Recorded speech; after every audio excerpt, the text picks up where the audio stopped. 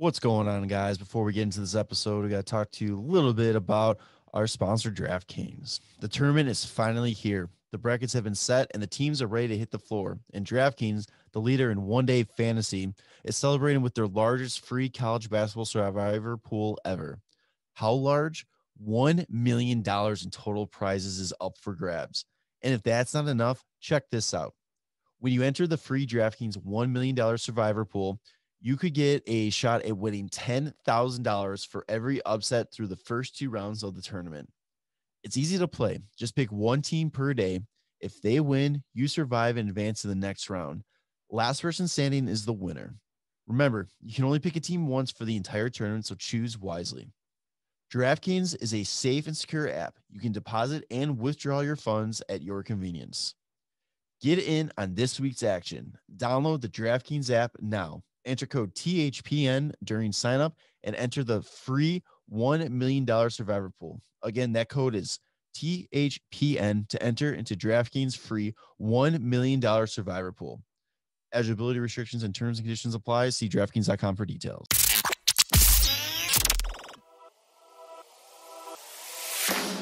You are now tuned in to the Windy City Benders podcast. This is WCBP. All right, it's another edition of the WCB podcast presented by the Hockey Podcast Network. It's Jarom. It's Tanner. What's up, bud? Not much, man. Just a little tired. Daylight savings kicking our ass. A little bit. I envy the state of Arizona who doesn't have to deal with this. Yeah, but then, I don't know. Arizona's weird. Yeah. But, yeah, little St. Patrick's Day celebration going on. Surprise in the city. They actually dyed the river green after they said they weren't going to, which was cool. Yeah. It was the weirdest thing because I had a feeling that they might do that just to get like a little feeling of normalcy. So when I woke up and saw it on the news, I was like, not surprised. I had a feeling they were going to do it. They were saying they weren't, just to keep the suburb people away. Yeah. Well, yeah, they just didn't want to draw like too much of a large crowd. So, yeah, fun time of year. Slowly getting back to it. It was kind of cool seeing that. Like I said, some normalcy back. So hopefully we'll start seeing more and more of that. Rough week for the Hawks. Yeah, not a great week, but expected a little bit. Yeah, it's going to be like a tough March. So came in with, we talked last week about, two solid games against Tampa, hard fought games. So it was very interesting to see what the rubber match was going to be. Yeah, wrong Hawks team showed up. It was a 7-3 beat down. I mean, no, it was only 6-3, and they didn't show up. Like it wasn't terrible at the beginning. They were up 3-0.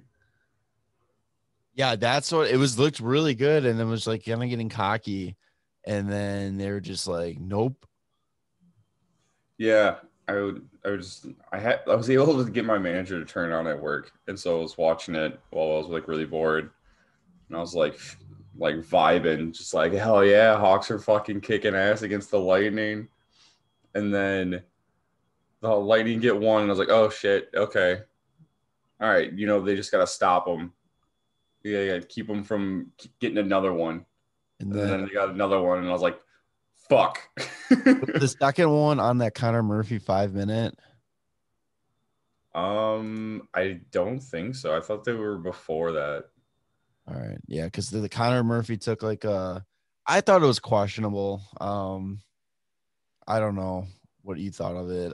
If you saw it, I think the principal point of contact was the chest, but it was close. Like, I don't know. I think they're just playing so safe now. Like they just have to. Anything that looks bad, they're tossing. He didn't end up getting any disciplinary action afterward. Right. No suspensions. But yeah, it was, let's see, of the 6 goals, 4 of them were power play goals. Yeah, that's going to happen if you give up so many fucking power plays to Tampa Bay. Like, it's this defending Stanley Cup champion. As we said last week, that's the entirely same team minus Kucherov and like maybe a couple other minor pieces, yeah. and they're still like fucking tearing it up. And it's not like Kucherov's like gone. Like he'll be back. And lucky for us that if we do make the playoffs, we'll probably end up playing Tampa. And they say Kucherov is skating again, and he's on pace to return for playoff hockey. We don't have to play Tampa right as of right now. We wouldn't play them. But I think if we hang in, I think Tampa's going to end up winning the Central, and I think we're going to end up with that four seed. Doesn't it just reseed everyone? No, it's your division 1, 4, 2, 3.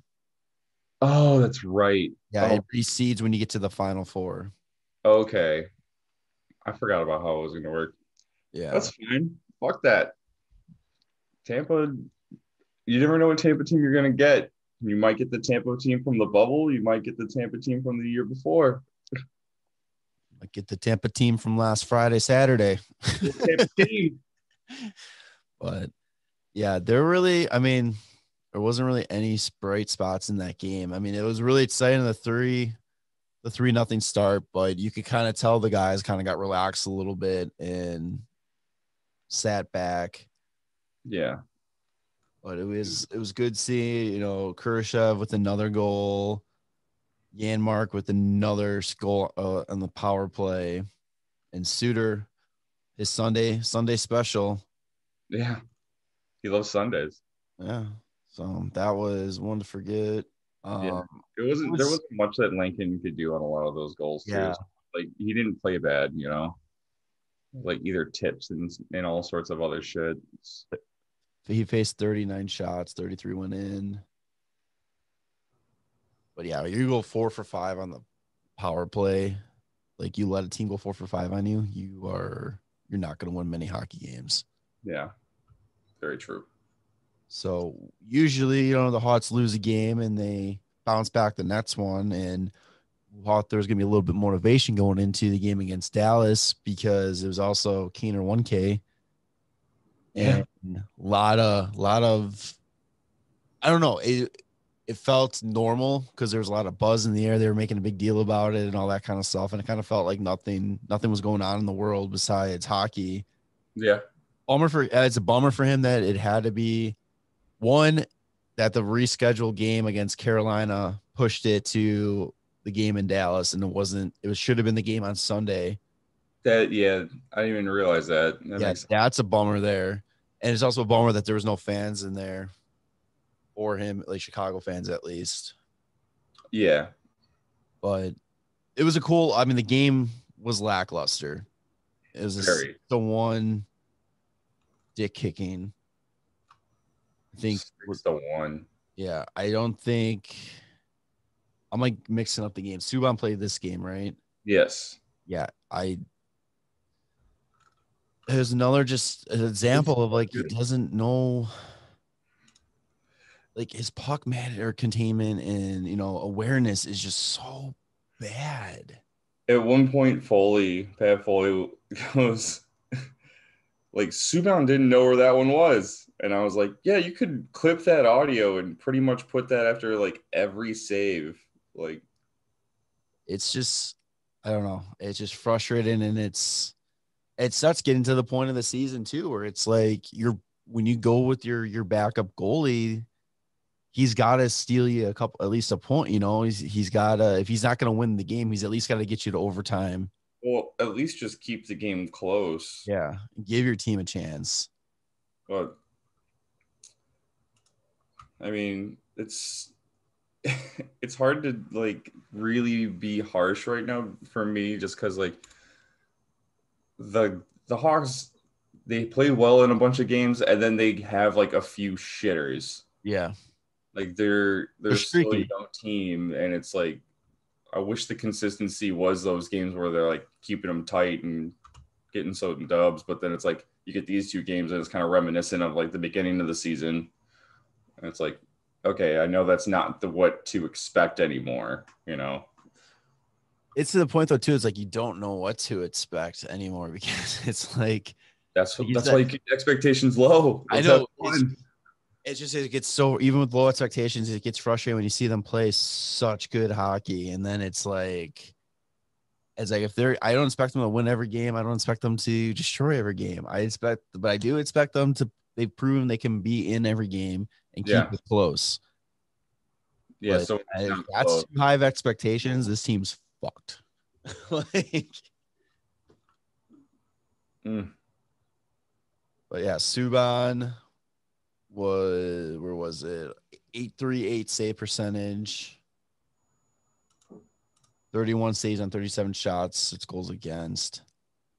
I mean, right now he is 4-3 with 1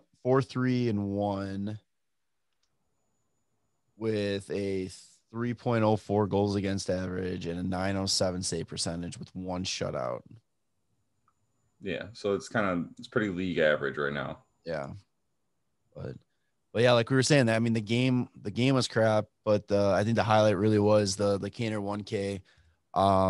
I don't know if it was the Blackhawks or if it was NBC Sportsnet, whoever was putting everything together, but they did a great job getting, little cameos from, former teammates, other players around the league.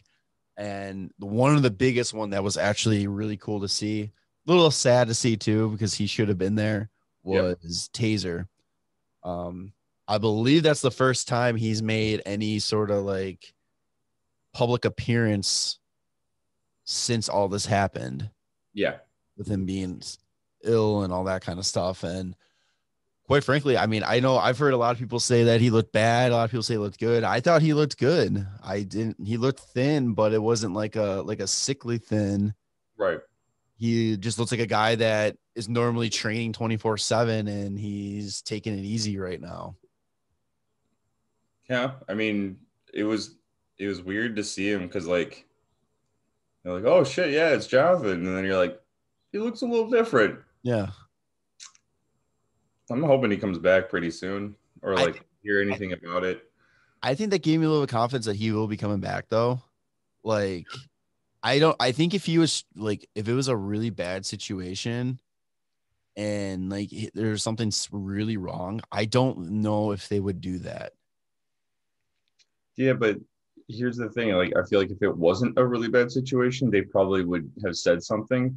Even though they said they were going to be more transparent, they haven't been transparent about like anything unless they really have no clue what's going on. So I also think though I think that's his his right, his privacy. It's a medical thing. It's like he doesn't. I mean, when I think that they're gonna be more transparent, I think they're talking. Assume they're talking more about what the front office is thinking at like direction the team's going. What honestly with the coach about the coaching staff of that's the kind of stuff I think about transparency. I don't think about like, oh, this player's got X disease or he's dealing with X thing. yeah, Like that's the kind of stuff I don't think. yeah, I guess that makes sense. like, that's the thing that it kills me. Like I think I've said this before. It's just like I'm seeing people posting like anything something Toews comes up like, God, why aren't they telling us? I'm like, you're sick. Do you want people knowing what's going on with you? Like, do you want to go and like on national like television and be like, oh, I got this, or oh, I'm dealing with this? Like, no, you wouldn't want that. Like, respect the guy's privacy. Just let it be. It is what it is. Yeah, hopefully he's gonna make a little comeback here soon. Yeah, I think he's done for the year. I don't see him coming back. I think he gets healthy and comes back next year stronger. Hopefully, knock on wood. What if he shows up for the playoffs? That would be sick. I would hate that. Would not hate that. We get to play Tampa. They get Kucherov. We get Doc and Toews back. Let's fucking go. Doc, by the way, skating and traveled with the team on this road trip. He's not coming back anytime soon. No, it's got a ways to go, but it's a great sign that it's good to see that he's getting back on the ice and all that. And that's kind of it's like kind of showing too. Like that's one of the things where if he wasn't on the ice, then it's like, okay, he's probably not coming back. But the fact that he's skating and he's getting ready and all that kind of stuff, it's like the chance of him coming back is just went up a little bit. Yeah, it was a little happy Monday from the Hawks social media accounts. They're like, "Look who's on the ice!" It's like, oh, giving me hope. And looking at the pictures they posted him on the ice, I just gotta say, he uses a unnecessarily large amount of tape on everything on him. His stick handle, it's like halfway down the shaft. His like pads, his shin guards, looks like he's got like 2 rolls of clear tape on each. Mm-hmm. Like just unnecessarily. Strap in, man. Yeah, but there's also some. So they did a bunch of those little cameo videos. They had like the usual suspects. You had Sharpie, Hossa made an appearance, but there's a couple surprising ones. Crosby. Yep. Which I thought that was weird. I didn't know like they really had too much. I mean, greatness recognizes greatness, but and then the funniest one, his 1000th game too. And I mean, Kaner didn't say anything about his, I don't think. Yeah, so Kane's better than Crosby right there. Kane just put it on the table. Yeah, bowed down to me. And the funniest one was Dominic Hasek, Tanner's boy. Yeah, gotta love it. Hasek brought up the fact that his dad told him while he was at Buffalo that his son was going to be really, really great at hockey. And then I was at the game, his first home game where they're going to a shootout against Detroit, and Kaner ends it against Hasek, and he tells him that he let it go in for him. It's fucking hilarious. Oh, I love it. It's also just since we were talking about the Kaner 1K real quick and Crosby, I think I told you this stat. It was like Kaner has 1,056 points by the time he had his 1,000th game, and Crosby just had 1,000 games, but he's got like 1,200 plus points. He's got like 200 plus points over Kaner. Yeah, in almost the same amount of games. It's insane. And we talk about how Kaner's fucking amazing. Just like, holy shit! Like, yeah. That's what helps though when you got like Malkin, you got a consistent line mate. I mean, they barely ever play on the same line. That's true. The same as Kaner and Toews. Like, they'll match up on the power play, but they don't really see each other the rest of the game. It just shows like how great Crosby is too, man. He's so fucking good. Yeah, we talked about this like when we were talking about his 1,000th game. It's insane at how underrated he is. Like and he's not even that underrated. Like, but it's still like people like take granted. They take for granted how good he is because it's like there's no reason why we should look at that stat and be like, holy shit, that's crazy. Like it's like no, yeah, that's Sidney Crosby. Like, yeah. And comparing two amazing players in the basically the same amount of games played, and one has an extraordinary amount of points more. It's just like, okay. Yeah. And the last little funny thing they did was the Kaner lullaby. Oh my God. The most random fucking thing I've ever seen. The fact that they actually sat down and did that, like yeah, if you haven't found it, like you can Google like Kaner 1K, like Kaner counts to 1,000, and it's like a fucking ASMR lullaby. I don't know. It's weird. It's an hour-long video of Kaner just counting to 1,000. And if you skip through it or listen to the whole thing, he's got little things that he says throughout it. And you dropped one, and you're like, yeah, at the 48-minute mark, we're like, you fucking listen to this whole thing. I'm skipping through it, but yeah, like at the 48 or 50-minute mark or something, he sings like "Twinkle Twinkle Little Star," but it's like "Twinkle Twinkle Little Superstar," and he's like singing it basically to like his child. And then he says something like, and then that's what and that's, or what is it? Oh, that's hockey, little baby. Fucking hilarious. It's like, what? It's like, who decided this was like gonna be hilarious in the Hawks organization, and then told Kaner and Kaner just went, okay. Yeah. They posted like a behind the scenes video and they're like going through it and he finishes. He's like 1,000. He's like, oh God, I'm so glad we only have to do this once. Can you imagine sitting there for like over an hour because like he probably had to start over a couple of times with the beginning? Oh, that's like a 2 hour, 3 hour thing, I think. It's just like get paid 10.5 million for this. Yeah, like oh man. So congrats to Kaner. I will still argue. Here's to 1,000 more. Yeah, if he isn't already, he will be the greatest American hockey player of all time. Yeah. And we take it for granted that we get to watch that every single game. God, love it. He's so fucking good. So after that shit show, they come back against Dallas. And remember the stat: the Blackhawks are 9-1-2 in the second game of a series this season. Oh wow! Yeah, they improved to 10-1-2 with.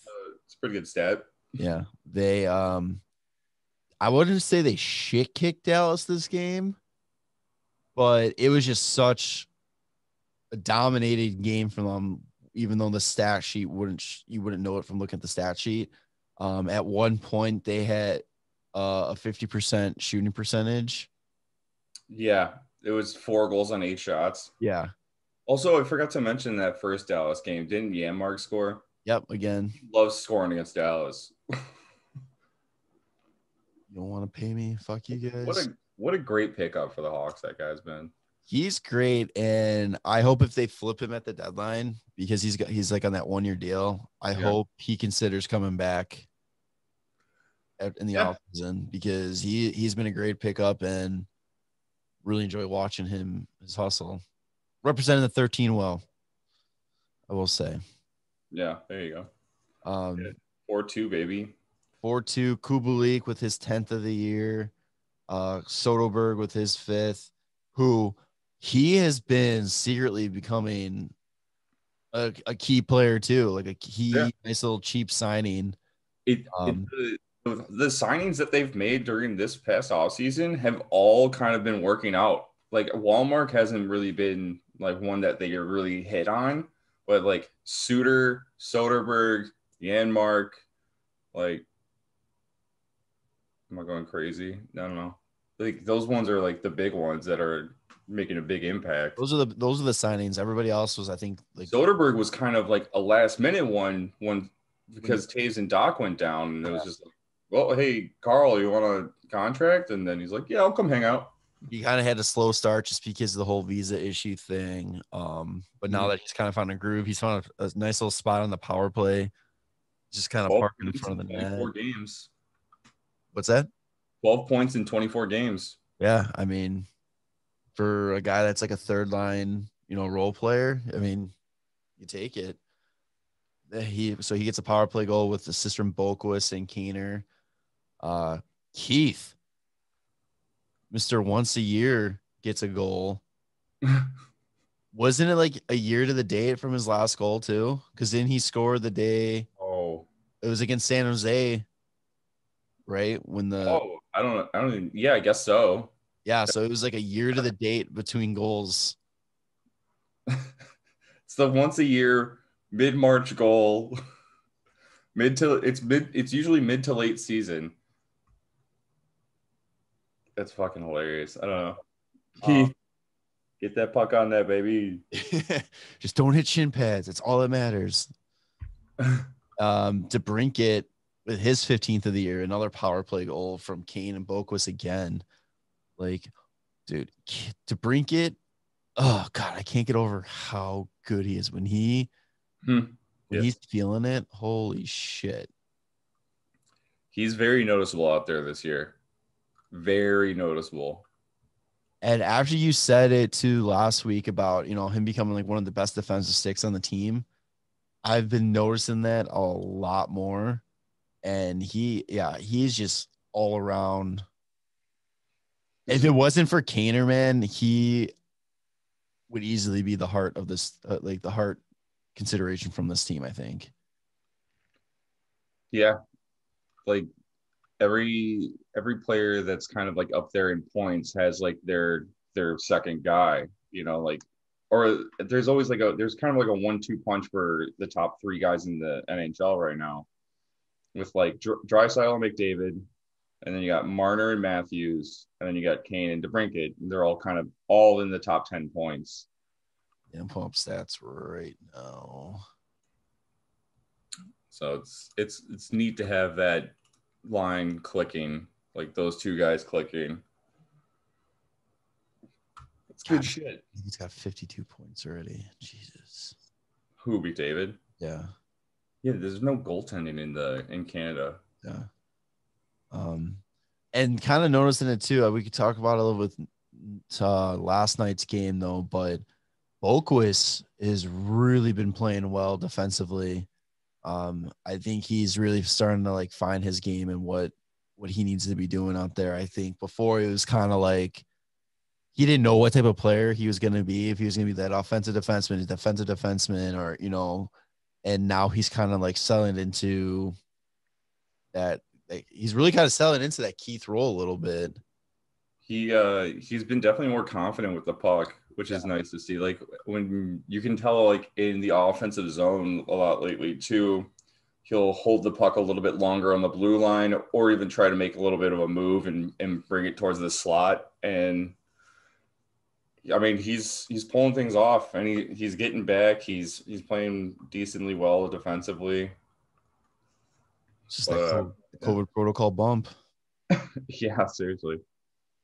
And then last night, so nice little 4-2 win there. And then last night in the Florida, Coach Q, Florida Panther was wearing their reverse retros. I don't think the Hawks had a chance with those babies. Hagel with a sick little goal to take the 1-0 lead. And then after that, it was just all Florida. Barkov just looking unreal, tying it up.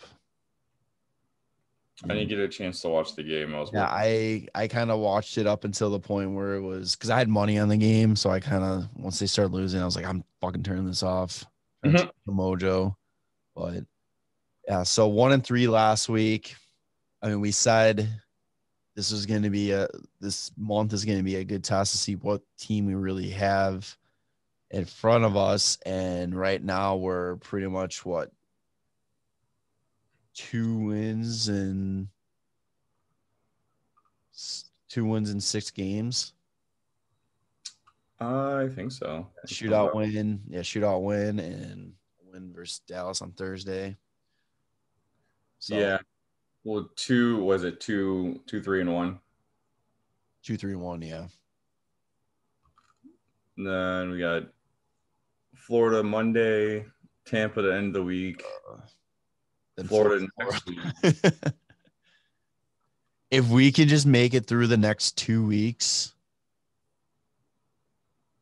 I would say out of 5 games we have 5 games between Florida and Tampa between the 15th and the 25th.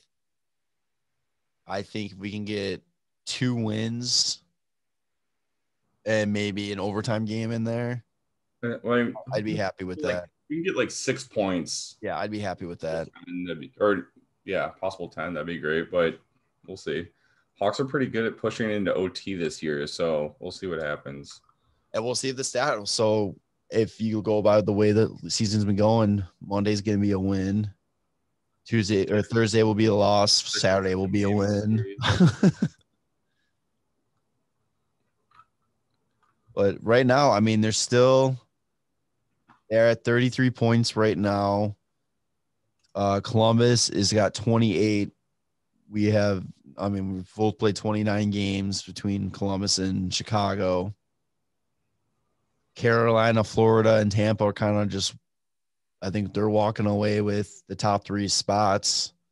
Yeah. Dallas. See, I don't know, man. Dallas has a lot of games in hand, but 6 games in hand on the Hawks. Like Dallas, if they were to make up all the games that they have in hand, they'd have to win every single one to be ahead of us. Yeah. Their points per, if you go by points percentage, they're not, that wouldn't happen if it stays consistent. Yeah, right now. Yeah. Me. Point percentage. Hawks are 569. Columbus is 483. Dallas is 478. Yeah. And that's like a key thing you guys got to remember too is God forbid they don't get to play all 56 games, or, get to a point where rescheduling is impossible. They go by points percentage. Yeah. So that's why it's key for the Hawks to just keep pushing games to overtime at least, the more points, the better. So we're at the Hawks are at the halfway point of the season. So we thought we should maybe, talk a little midpoint, surprises, disappointments, maybe talk the awards a little bit. We'll kind of blend that in with the rest of the league too. I think we both are agreeing that a surprising at the midway point is just the Hawks in general. Yeah. The Hawks have been playing really well. And I mean, as a whole, and not just like the past week. So it's like, it's been great. It's been fun to watch. Like we've been saying the whole time, every week. Love to see it. Love to see it. Love this team. And it's exciting to see that they're doing when they're not expected to be good. They're coming out, and when they're not winning, usually, like again, minus this week, when they're not winning games, they're at least making them close. They're 14-10 and 5. No, totally did that wrong. 14-10 and 5 so far through 29 games. -3 goal differential. Would you agree that probably Lincoln is another big surprising point of the season? Oh, 100%. I thought he could have won the starting job, but that was also with the very low bar that all of our goalies weren't great to begin with. So him coming up and being good, what we thought he could be, and seeing it playing out as early as possible. Hopefully this is something that's going to be a continuing thing, and it's not like a one and done type of deal, because I feel like he's young enough and he's good enough that this is the goalie this team could be built around for the future. Yeah. Hopefully it's not a Matt Murray situation. Yeah. God, what a joke. Disappointing. Any disappointments on your side from the team? No, not really. Like I said my expectations pretty low to start the season, so it's really hard to get disappointed that way. I think once disappointed, just go back on the goalie. Delia might be a little bit of a disappointment. I thought he might have factored into the equation a little bit more. Disappointing that I don't know if it's just those 2 games he played. Carlton just had zero faith in him, or what's the situation there? That's where I wish the team was a little bit more transparent about kind of like what's going on there. Unfortunately for him, he got sent out to Rockford, and he just was getting shelled down there too. Yeah. There's like nobody in Rockford. Yeah. So that's a little bit of a disappointment. Yeah. I guess the only disappointment you can really say is still no Kirby, no Toews, and all that kind of stuff. And it would have been fun to see what this team would have been at full strength if they're doing this well. But then again, like we always talk about too, yeah, it'd be great to have those guys, but what players are you taking out of the lineup, and how much is that going to mess up with what's going on? Yeah, you don't want to mess up with the chemistry if it's working right now. But I mean, when you have those quality players, it's like you want to put them in the lineup too. Exactly. Yeah. So it's a good problem to have. Exactly. So, yeah. You want to do quick Hart, Vezina, Calder, Norris? Yeah, for the league. Yeah, why not? All right. You can go first. We'll do Hart. I think for Hart, like you're gonna see a lot of McDavid talk, a lot of Kaner talk. I don't know, maybe I don't know if you hear anything about Mitch Marner, but have you heard about Anze Kopitar? Yeah. He's actually been playing. I don't know what the deal is with Kopitar, but he like takes a year off every other year. It's what it seems like. It's crazy. But I mean, depending on the Hawks making it to the playoffs, I think I got to go Kaner still right now. They're in a playoff spot. Like, he's playing fucking unbelievable. See that? I would take Kaner over McDavid just for the simple fact that McDavid has and Draisaitl, like, they're 1 and 2 in points. Like, it's not fair. It's most valuable player to like their team, and I think Kaner's a little bit more valuable to the Hawks. It's like last year with Panarin. Like, he got the discussion because he willed that team into the playoffs. Right. And he got the nomination. And Edmonton, while I personally don't think that they're a contender, like, they're obviously a playoff team. They're supposed to be in the playoffs. You have the greatest player in the world, McDavid, and then you got Draisaitl, who is just an absolute beast of a player. Greatest German player. Yeah, it's like I feel that's such a cop out to give it to him, kind of thing. I think the Hart, like you said, it should go to the player that means the most to their team, and who does the most for their team. That's why I personally think if the Blackhawks make the playoff, it's Kaner. I think you can have an argument for Kopitar because, who before the season had LA sniffing at a playoff spot. Yeah, and like they're not even using Quentin Byfield either. Yeah, like I don't even know who the hell is on LA right now. It's like their core from their cup teams is basically doing it for them. Dustin Brown is like, yeah, he's having himself a great year. LA is coming out of nowhere. Yeah, I mean, good for them. I mean, take advantage of it when you can. But yeah, Kopitar, I think I've seen a few things where he's been getting a little bit of a mention too. I think that's one of those situations, just like Panarin last year, where like if LA ends up making it to the playoffs, maybe he gets a little shot at a Hart trophy. That's why it's like I kind of, because they have the Ted Lindsay Award, which is like voted by the players, right? And the Hart is voted by the writers. I feel like they need to maybe adjust that to like a straight up MVP, most valuable player, which can go to like a McDavid and all that. And then one needs to be like the Hart, like needs to be the person that is the most valuable to your team. Yeah. Like that's, I don't know. I feel like I'm speaking in circles and all that kind of stuff. It's just hard to like say it without like, I think what you're saying is like the most valuable player, like that's just going to end up being the Art Ross. Yeah. The one with the most points. Right. Yeah. And if we're talking about value, I mean, let's talk about McDavid's making the most money. There you go. He's the most valuable player right there. Yeah. It's one of those things too. It's the same thing with like the Norris, like, we can touch that one next, but like the Norris has turned into like the defenseman with the most points.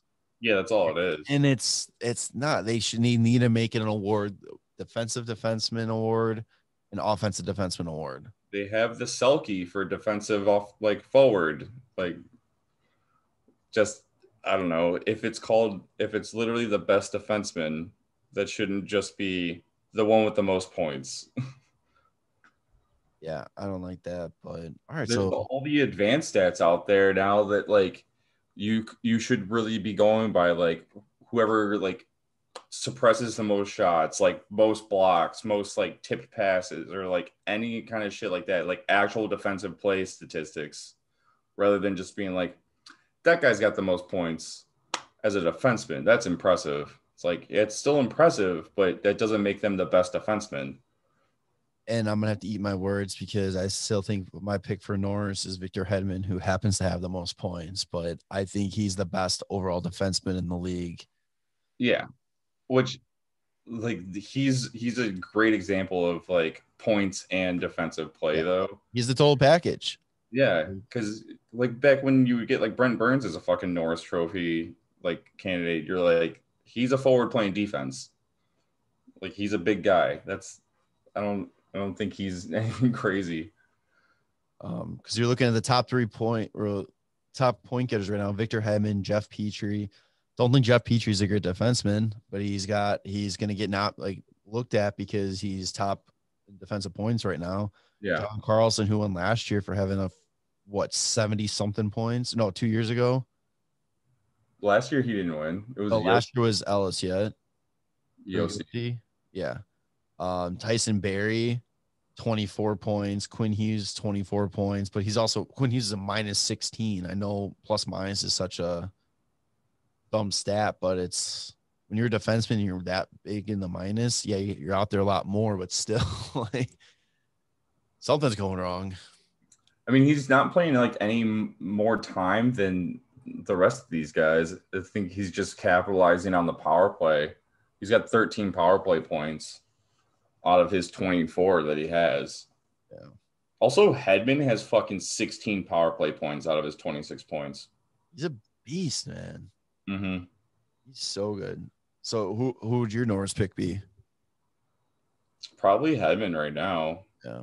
It's hard to argue. It's going to be crazy because like Jeff Petrie, he's got fucking 11 goals right now.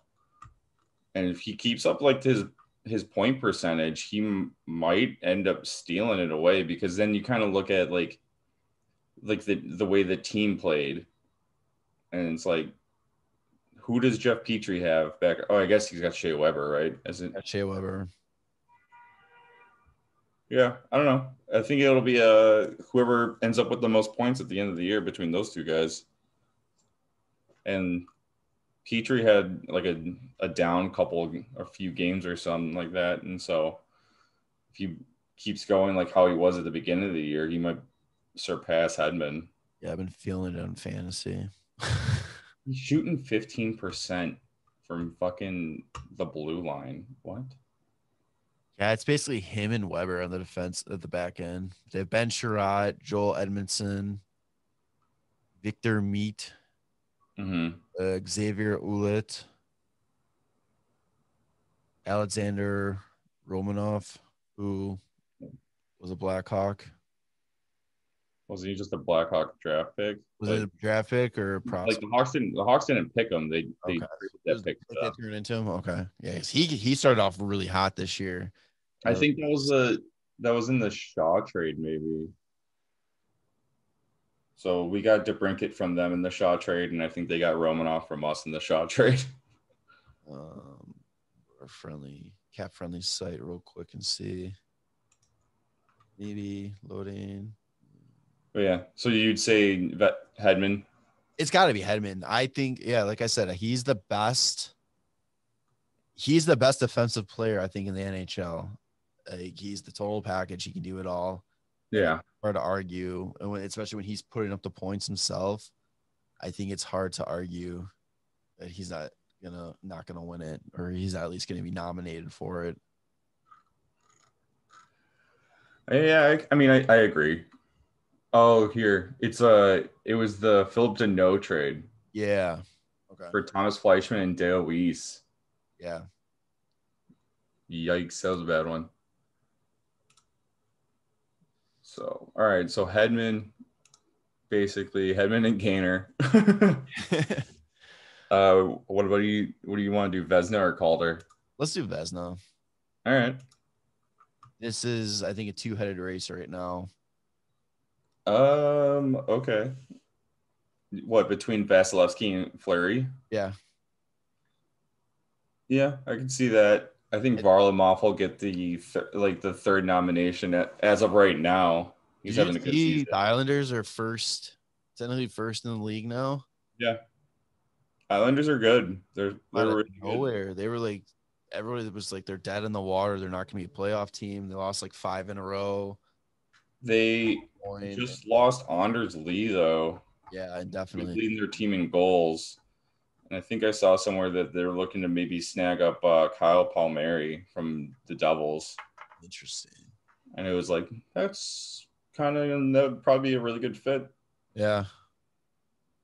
But I think if I were to call it now, I'd say Fleury. God, I hate when we always pick the same goddamn ones. It's just, I don't know. When the team's so stacked, like I don't fucking. But Vegas is stacked too. That's the thing. Vegas and Tampa are stacked teams. Yeah, just go Varlamov I then. would say Varlamov or even Grubauer. Like, yeah, his team is stacked, but Lankin. Colorado goaltending has Just been go Lankinen. but yeah, Grubauer is tied for most shutouts in the league with Fleury. Save percentage, you're looking. Oh, I hate when I do that. Whatever. Well, no, like I try to go sort it by because like you know how it's like goes by it's sorted by wins, and then you go and click on it, then it goes to the guys that played one game or faced like five Yeah, shots. And, you gotta do games played minimum. but no, like it's interesting. I mean, top five: Varlamov, Grubauer, Fleury, Vasilevsky, Anderson. Anderson, no way gets consideration for this. I think it's gonna be Vasilevsky, Fleury for sure, and then kind of depends on where Colorado and the Islanders finish. Who takes that third spot? Yeah, I think that makes sense. Grubauer's got a 920 save percentage with a 1.95 goals against average. Not too shabby. No, not too shabby at all. He's also got a point. Fleury's the only one that doesn't have a point on those guys. All right, knock him off. No points, no award. Yeah, it's just like every other award. You gotta go by who has the most points. Got the most points. Tristan Jarry's got the most points for goalies with 3 assists. Oh Jesus. Whatever. Lincoln's got 2. Let's go, buddy. Yeah. All right. Calder. I think this one's gonna be Kaprizov. He's lighting it up. He's got 23 points in 25 games. Yeah, that's unreal. And then I was gonna say like even Lankinen could be a part of the conversation, but just their goalie in Minnesota, the rookie Capo Kakkonen. Yeah, he's doing pretty damn good. He's got a 922 save percentage right now and a 219 goals against average in 15 games. Has there ever been 2 goalies nominated for Calder? I don't know. That'd be interesting. That would be interesting because I could see Kakkonen and Lankinen both getting nominated with Kaprizov, but I don't know, maybe because like Stützle will probably get a nomination too. Maybe. I don't know. What about the kid from Washington, their goalie? Vanacek or Vanacek? Vanacek. I just don't think he's as impressive. He's 11-5, 11-5-3, 904 save percentage, 288 goals against average. Yeah, he's got the worst save percentage, worst goals against average out of the top 3 rookie goalies. Yeah. So, I mean, his save percentage is below league average, and his save percentage I think is above or his goals against average is above league average too. Where like Lankinen, his save percentage is at least above, and then Kakkonen's above and like killing it right now. But like it's just the midway point, you know. Kakkonen's played the least amount of games. There's plenty of time for him to kind of come back down a little bit. Lankinen has shown that he's capable of playing pretty fucking well. I think he was rocking like a 930 save percentage for a little, and then he had a couple off games, blowout games. But as long as he can keep it like below 6 on a normal basis, I think it's good. And who knows, maybe Suter will figure out how to score on days other than Sunday. Yeah, that'd be great. Yeah, he went from being the rookie leader in goals to I think 7 goals now. Kaprizov's been taking off. Like he had like a little lull, and then he's been killing it lately. He was a free agent in our league. He just got a hat trick, I think, recently too. Yeah, Friday or Saturday, he had a hat trick. No, Friday. Yeah, today's yesterday. So Friday he had a hat trick. Yeah, nice little pickup by me. I'm glad he was still sitting there. I think it was Frank from Hockey Illuminati was talking about this though, because like Kaprizov's played like pro for the past like 5 years in the KHL. So, okay, I guess we can talk about that then. I don't think that matters.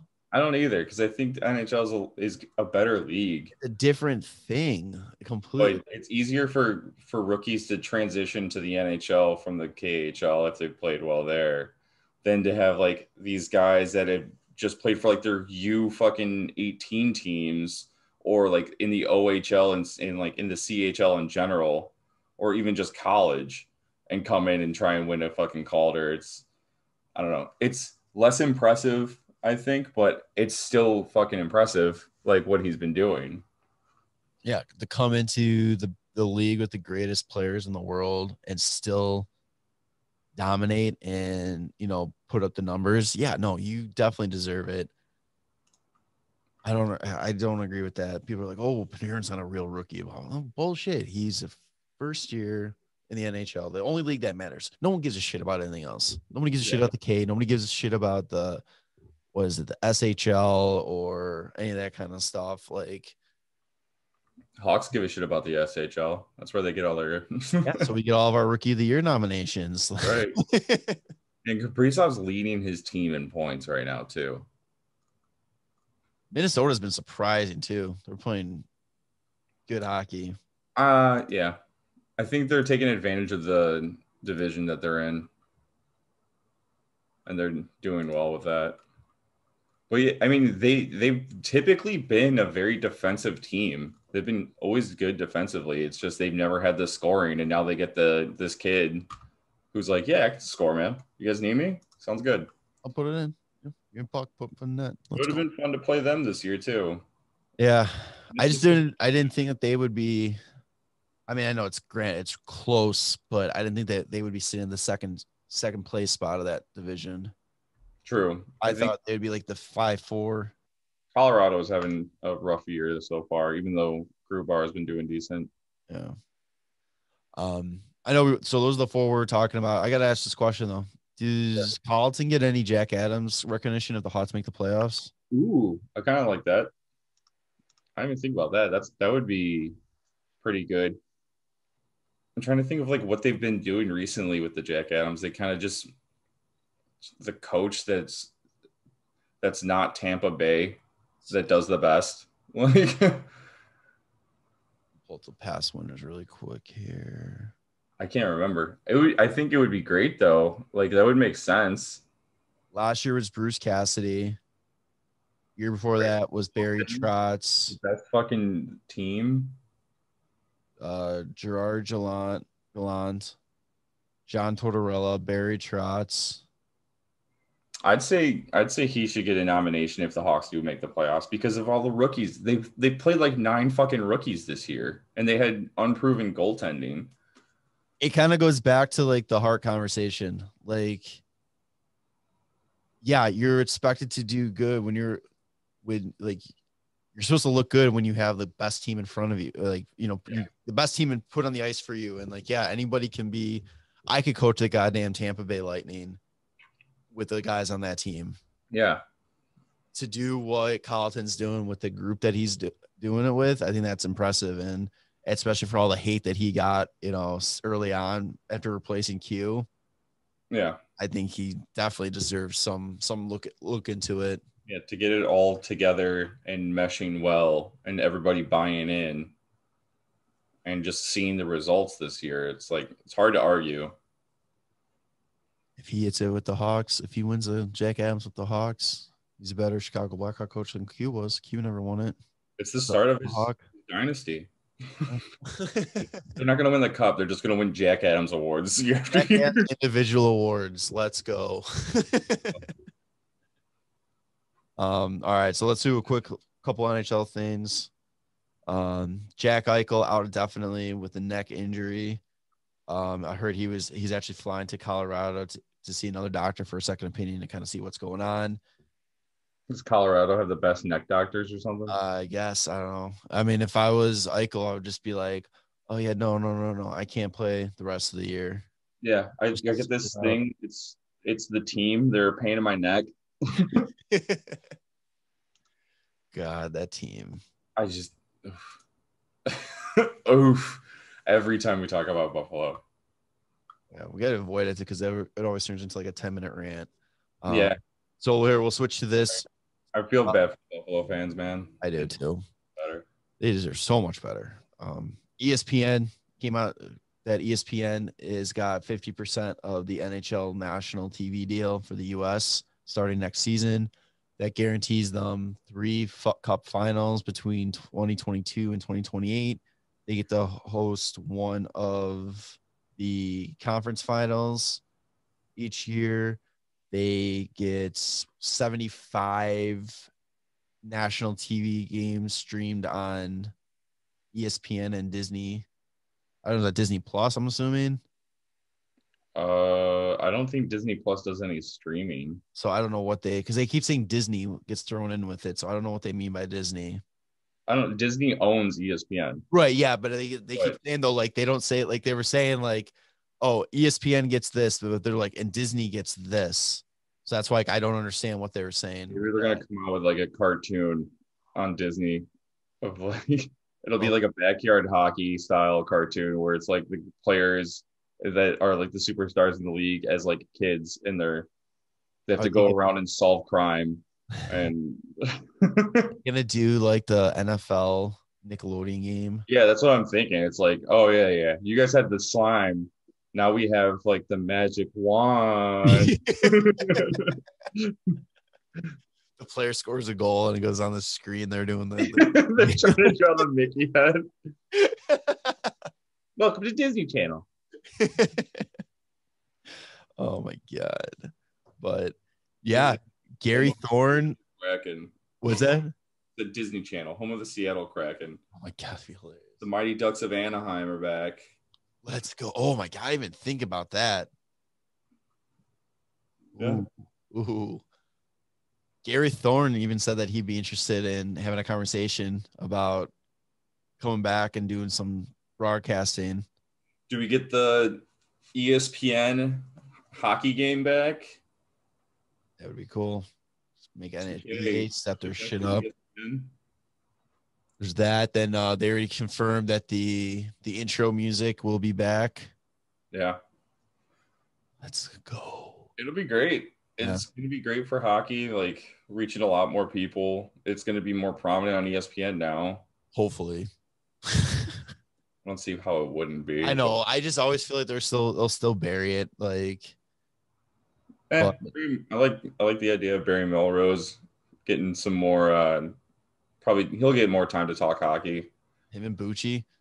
Yeah, I think it'd be cool if they had like some sort of like hockey talk, like I don't know, pregame, postgame, something like that on there. Just Stephen A. Smith, stay away. You know what? It's kind of funny because like I've always hated Stephen A. Smith, but that's literally like what he's there for. Right. Like he's there to say shit that's gonna rile you up and probably piss you off, and then you're gonna talk about it. And he just does not fucking care. Like he's just gonna be like, "That's cool, man. I make a ton of money to do this shit. I don't fucking care what you say." Sounds good. His whole thing that he did though, like the top 5 things that I actually know about hockey. Yeah. I was like, come on, dude. Like number 1, the puck is black. Yeah, I was like, God. Okay. That's great. I don't know. I think it's funny. Baby. Nobody has to like listen to what he's gonna say. Oh, I won't. I definitely won't. We're gonna get riled up anyway. He's gonna do whatever he's gonna do his job. And I'm over it. I'm just gonna laugh at it now. So the other 50%, it still hasn't been decided, but it's right now it's between Fox and NBC, according to reports. I kind of hope they just stick with NBC. I think that they've really been doing a good job with the presentation and everything like that. I feel like Fox,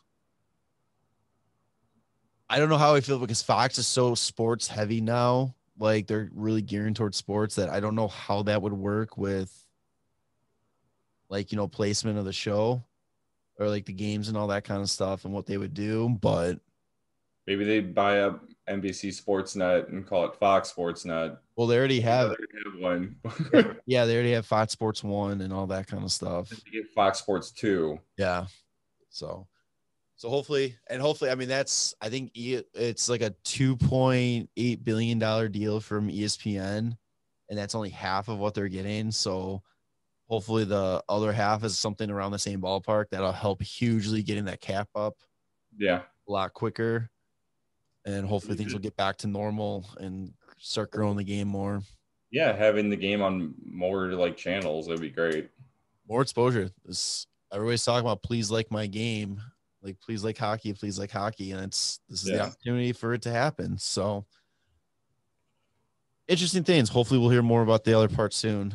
And then I'm gonna let you wrap this up with your favorite news story.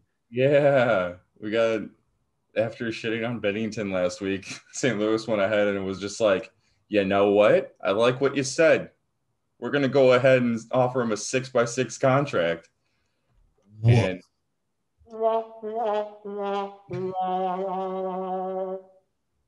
so many people online have just been like, oh, this is not going to age well at all. And then for the idiot St. Louis fans, St. Louis like, oh, this is a great deal. This is fantastic. It's gonna work out great. Like, you see, he's like, he's good. He's good. And I'm just like, he's not that good. He's actually pretty fucking league average. Like, he had the 1 year where they went on a crazy run, and that was the whole team doing a crazy run. And since then, like, last year he had a .912 save percentage and .256 goals against average, which is pretty league average. His goals against average was a little bit lower, but I mean, like, the team was still like pretty decent, but his save percentage was like fucking league average. And then this year he's got a .906 and a .281, which is literally fucking league average. Yeah. And so he's making as much money as, I think it was like Markstrom. And Markstrom's been like a much more proven goalie. It's oh man, they're gonna fucking hate this contract. I thought they were at least smart with the short deal, and then they're like, all right, I've seen enough of this declining play. Let's sign him for a fucking longer. But it's gonna be probably Matt Murray 2.0. That's the price of the cup. Yeah, I mean, I think I was seeing online that people were saying it's like the Martin Jones kind of deal. His ended in a cup though, but Martin Jones led San Jose to the fucking finals and then signed a big ticket and has done fuck all. It's 5.75 for 6 years, and he's only in the third year of it, and he's not doing too great. He's got a .364 goals against average and an .884 save percentage. That's Martin Jones. So he's making more money than Robin Lehner.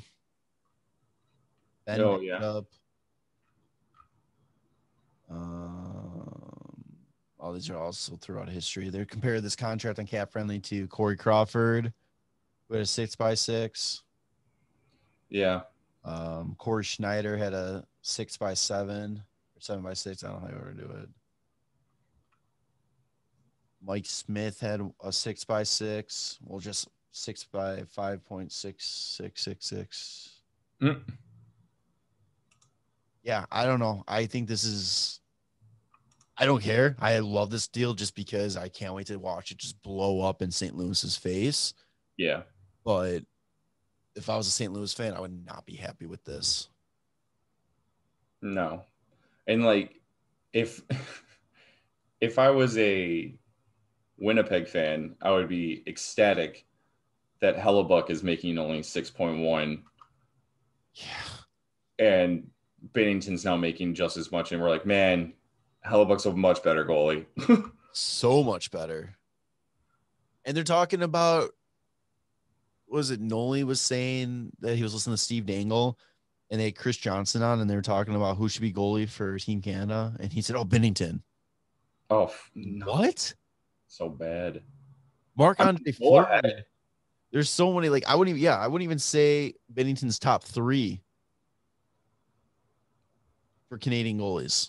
I don't even know who are good Canadian goalies right now. I would take Marc-Andre Fleury, Corey Price, and Carter Hart. Yeah. Carey Price. Did I say Corey Price? I mean, Corey Price. Yeah, Carey Price and Carter Hart. I think that would be my top 3. Let Price and Fleury be the 1-2 with Hart being that floater. Yeah. I mean, ooh, whatever. Love it when St. Louis does this. We'll see how it plays out. But I mean, it's like he's not playing well. He's not doing great. Did not play well in the playoffs last year. He's literally the only goalie ever to lose 5 games in a row before the first round. Do I look nervous? You gotta love it. You loser. That's the Binnington update this week. I think we're gonna start doing like Tanner's Binnington shit corner. I hope that's the last of the news. Yeah. All right, I'm all good. Yeah, I think that's pretty much it. It was kind of a quiet week. Yeah, hopefully, like we talked about earlier, Hart's got a nice little test coming up the next 5 games. I don't think it's gonna. I think it's not gonna make or break their playoff hopes. I don't think anymore, but I think it's gonna start to separate them from being, are they the real deal or are they just contenders or pretenders?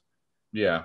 I think we're going to start getting a better idea too about who in the league is going to be buyers and sellers at the deadline, because we're coming in on like 2-3 weeks from that. That's coming up. So that's going to be a lot of fun to talk about.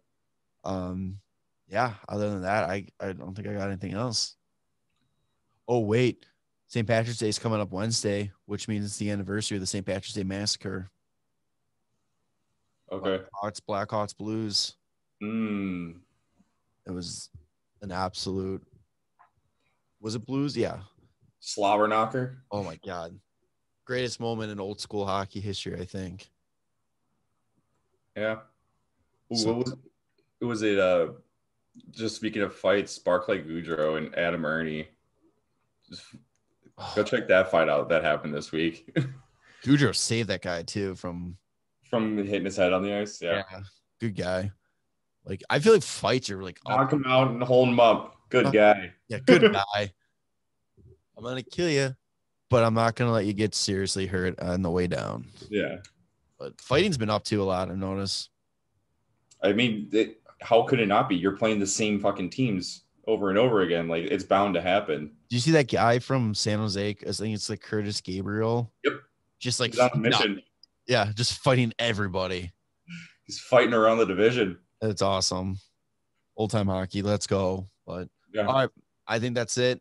You got anything you want to say? No, I'm all good.